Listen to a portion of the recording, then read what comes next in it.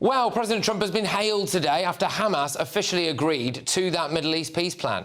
Last night, we reached a momentous breakthrough in the Middle East, something that people said was never going to be done.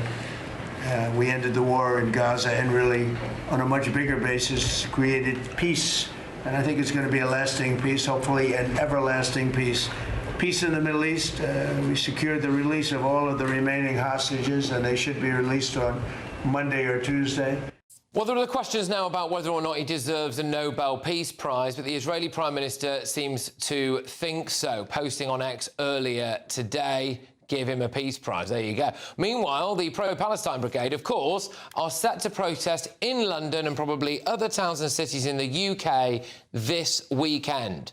Instead, surely, they should be thanking President Trump. Going head-to-head on this now are the journalist and Middle East expert Jonathan Sakadotti and leading member of the Revolutionary Communist International, Hamid Alizadeh. Thank you very, very much, chaps. Great to see you both. Jonathan, I'll start with you. Right then, so should all those pro-Palestine protesters inevitably on the streets this weekend be having banners saying thank you, President Trump? Well, it's hard for me to speak for those people because I obviously don't really understand them very deeply. But I would say that if you are, against the war that's been going on in Gaza, and if you don't like what's been happening for the people in Gaza after they started the war on October the 7th, 2023, then I presume you would be relatively pleased that there is a prospect of that war ending and that the terrorists who have been keeping those hostages all that time would be forced to give them back. Obviously, anyone of any good faith would want that to happen, especially even if only because they feel it would ease up the pressure on the people in Gaza, but presumably also because if they're decent human beings, they would want to see those people returned back home from the torture, starvation, and in many cases actually death that they've been subjected to there. So I would assume that most people would welcome this. Obviously, on the other side of this, it's the idea that there will be many, many actual terrorists released back into Gaza from Israeli jails, and that is quite a bleak prospect. Hamid, I'll bring you in now. Would you like to take this opportunity to thank President Trump? Well, no, I wouldn't. I don't think the Palestinian people have much to be thankful for, to be honest. They've been starved, they've been shot, they've been bombed. Their homes have been destroyed, hospitals, schools, water supply, sanitation, and all of this with the full complicity of Donald Trump, Joe Biden, by the way, Keir Starmer, all of them. And what they're getting now is the possibility, we don't know if this is actually going to happen, but the possibility of a cessation to the immediate bombing, but a life in the most barbaric conditions, with their affairs being run by a committee headed by Donald Trump and Tony Blair, people who have nothing to do with Palestine. And then they'll be guarded by troops provided by other Muslim countries. So I don't think this is a very thankful situation to be in. And it's not even reducing Gaza to a colony, but to a prison camp, essentially. And no, I don't think there is anything. So when everyone was out on the streets, I'll sit with you, Hamid, for this, if that's all right. So when everyone has been out on the streets demanding a ceasefire, constantly, ceasefire now, now they've got a ceasefire, do you not think it's, a little bit, I suppose, shameless that just because it's President Trump who's helped to broker that deal, that people can't say, well, thank you, you've given us what we wanted? What the Palestinian people want is an end of oppression and an end of occupation. That's not what's happening at all.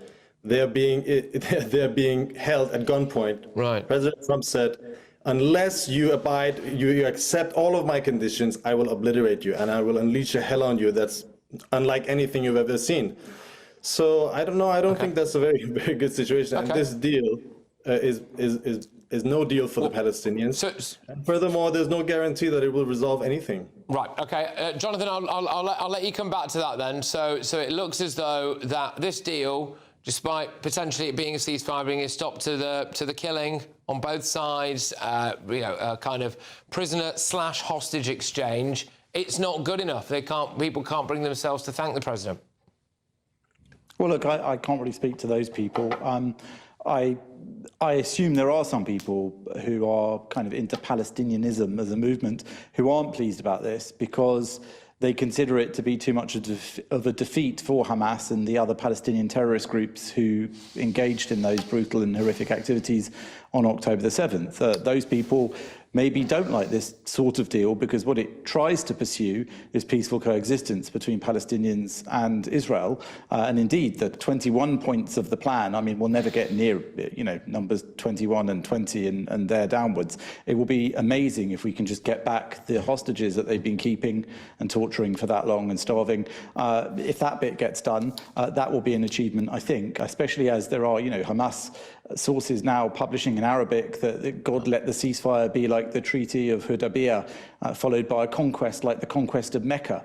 So we can see that there are forces within mainstream Palestinian political movements, including from Hamas, who really just want to do this in order that they can regroup and later on come back with more bloodshed and more violence against Israel. People who are in favour of that probably won't like the idea of a ceasefire that leads to coexistence. I'm just going to give you the final word on this, and sorry, we are slightly pressed for time, sorry, what I want to ask you is what did you actually want then? So would you have been happy for a deal that kept Hamas in power in Gaza? No. Right. I'm not in favor of anything that's going on at the moment. I'm for the overthrow of the Zionist state. Now, the other gentleman who's on this show, I forgot your name, you talk about peaceful coexistence. But that is exactly the opposite of what's going to happen. What's going to happen is a Palestinian people is going to be held in a chokehold by a regime which has no interest in peaceful coexistence, by a regime which thrives, by a regime which thrives on division, which thrives on fomenting division between Jews and Palestinians, Jews and Muslims. But Hamas would have to go under any deal, Hamid, wouldn't they? Sorry, but Hamas surely would any deal would have to have involved Hamid, wouldn't it? Hamas. I'll tell you this: Hamas is the result of the conditions of the Palestinian people. If you get rid of Hamas, another resistance movement will come up because the Palestinians are put in such horrible conditions that the only way to defend themselves would be to organize themselves. And so you can get rid of Hamas, something else will come so no matter what, all right. So no matter what happens there, we're going to end up with Islamist terrorists running Gaza. Want to destroy Israelis and Jews. I mean, he said it himself. That's what he wants to see as the end of the war, is just the destruction of Israel. Come off it. No one is talking about the destruction of Israel. Well, you did. You said the overthrow of the Zionist regime. That's what you said. The Zionist state is an abomination and a disgrace to the Jews. And to the memory of the Holocaust has nothing to do with the destruction of the Jews. Sorry, I don't want to be accused of trying to cut anyone off. I'm not. We're massively pressed for time. I'm going to have to go, so I've got other things to go. But thank you. It was very much a head-to-head, so I appreciate that. That is journalist and Middle East expert Jonathan Sakadotti and the leading member of the Revolutionary Communist International, Hamid Alizadeh.